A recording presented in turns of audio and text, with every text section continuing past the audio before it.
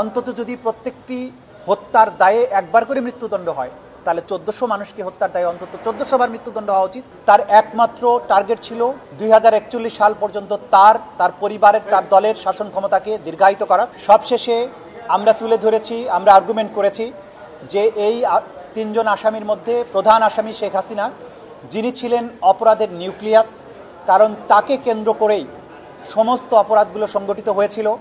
কারণ গত 9.5 বছর ধরে ক্ষমতায় থাকা অবস্থায় তার একমাত্র টার্গেট ছিল 2041 সাল পর্যন্ত তার পরিবারের, তার দলের শাসন ক্ষমতাকে দীর্ঘায়িত করা এবং বাংলাদেশে তার কোনো রাজনৈতিক প্রতিপক্ষ না রাখা, যারাই তার জন্য প্রতিবাদ বা প্রতিপক্ষ হয়ে দাঁড়িয়েছেন তাদেরকে নির্মূল করা। জুলাই আগস্টে যখন কোটা বিরোধী আন্দোলন একটা যুক্তিসঙ্গত দাবিতে সংগঠিত হতে শুরু করলো, নিরস্ত্র কোনো রকমের হুমকি তৈরি করা ছাড়া একটা সিভিলিয়ান মুভমেন্ট, সেইটাকে দমন করার জন্য রাষ্ট্রের সকল রিসোর্স ব্যবহার করে, অর্থাৎ সকল পুলিশ বাহিনীর সকল সদস্য, বিজিবি, আনসার, গোয়েন্দা সংস্থা এবং কখনো কখনো সীমিত পরিসরে আর্মিকেও ডিপ্লয় করা হয়েছিল, যদিও সেনাবাহিনী সেই হত্যাযজ্ঞের সাথে সামিল হয়নি। এর সাথে helicopter, drone, APC, lethal weapon, মারণাস্ত্র ব্যবহার করে রাষ্ট্রযন্ত্র সম্পূর্ণভাবে ইনভলভ হয়ে 1400 মানুষকে হত্যা করলো, হাজার হাজার মানুষকে আহত করলো। এই যে ক্রাইমস এগেনস্ট হিউম্যানিটি, এটার মূল লক্ষ্য ছিল শেখ হাসিনা এবং আওয়ামী লীগকে চিরস্থায়ীভাবে ক্ষমতায় রাখা।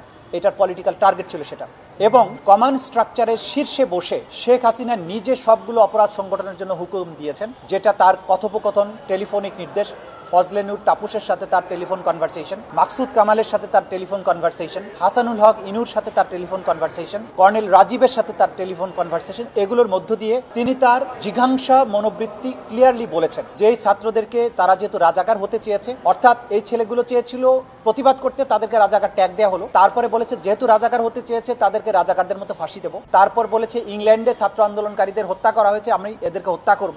এরপরে লেথাল ওয়েপন ব্যবহার করে তাদেরকে উপর থেকে হেলিকপ্টার দিয়ে ক্লিয়ার করা, অর্থাৎ তাদেরকে হত্যা করে নির্মূল করার নির্দেশ দেওয়া হলো। বম্বিং করার কথা বলা হলো, প্যারাট্রুপার নামানোর কথা বলা হলো। হসপিটালে গিয়ে তিনি বললেন এদের আহতদেরকে চিকিৎসা যেন না দেওয়া হয়, তাদেরকে অন্য জায়গায় যাতে রিলিজ নিয়ে গিয়ে ট্রিটমেন্ট করতে না পারে, এখানে ধুকে ধুকে মারা যায়, সে ব্যাপারে যে নির্দেশনা দেয়া, যেটা আমরা শুরুতেও বলেছিলাম, সাক্ষীদের মাধ্যমে প্রমাণিত হয়েছে। তার এই জিঘাংসার মনোবৃত্তি এবং তার পেছনের যে চরিত্র, সেগুলো তুলে ধরেছি। ঘটনা ঘটার পরে বাংলাদেশ থেকে অপরাধ সংগঠনের পরে পালিয়ে যাওয়ার পরেও ভারত থেকে তিনি ক্রমাগত এই আন্দোলনকারীদেরকে তিনি হত্যার হুমকি দিয়েছেন। যারা বিচারিক আদালতে এই হত্যাকাণ্ডের বিচার চেয়ে মামলা করেছেন তাদেরকে নির্মূল করার কথা বলেছেন, তাদের বাড়িঘর জ্বালিয়ে দেওয়ার কথা বলেছেন। বোঝা যাচ্ছে যে হত্যাকাণ্ড, এতগুলো মানুষ মেরে মানবতা বিরোধী অপরাধ করার পরেও তার মধ্যে ন্যূনতম অনুশোচনা নেই। তিনি একজন হার্ড নাট ক্রিমিনালের ভূমিকায় অবতীর্ণ হয়েছেন। সুতরাং এই ট্রাইব্যুনালের মামলায় তিনি যেহেতু সকল অপরাধীদের প্রাণভোমরা ছিলেন, সুপার স্ট্রাকচারের, সকল স্ট্রাকচারের উপরে অবস্থান করতেন, তিনি অপরাধের নিউক্লিয়াস ছিলেন, তাকে চরম দণ্ড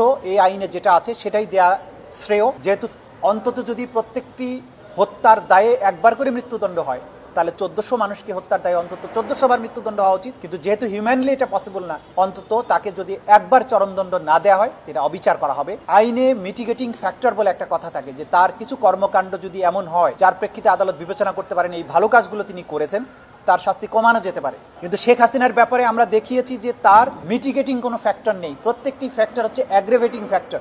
অর্থাৎ যে কোনো ফ্যাক্টরকে যদি বিবেচনা করা হয় তাহলে দেখা যাবে তার অপরাধের, তার শাস্তির পরিমাণটা বাড়ানো দরকার, কমানোর কোনো সুযোগ নেই।